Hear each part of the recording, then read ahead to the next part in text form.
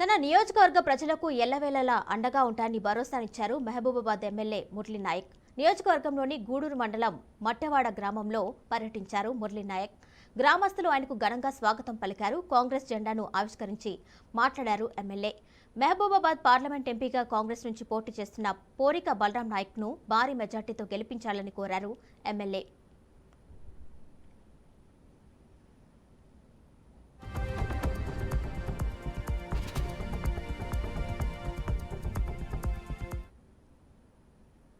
Congress party మీరందరూ కోరుకున్నట్టుగా ఇక్కడ మీరు నన్ను 50,000 పైసలు మెజార్టీ గెలిపించారు.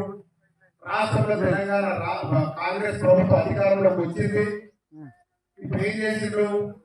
గత 10 సంవత్సరాలుగా ఏవైతే రాజ్యాధికారం చేపట్టిన నాయకులు ఏవైతే ఉన్నారో ప్రతిపక్షంలో కూర్చోవడానికి ఇష్టపడట్లేదు.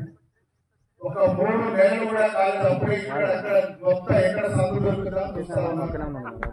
నేను ఒకటే చెప్తా ఉన్నా, మనకు ఇక్కడ మహబూబాబాద్ నియోజకవర్గంలో నన్ను 50,000 పైసలు గెలిపించారు.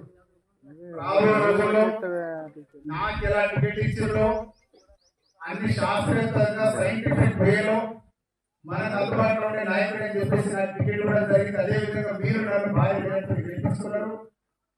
మరి ఎంపీ అభ్యర్థిగా అదే పద్ధతిలో బలరాం నాయక్ గారికి టికెట్ ఇవ్వడం జరిగింది.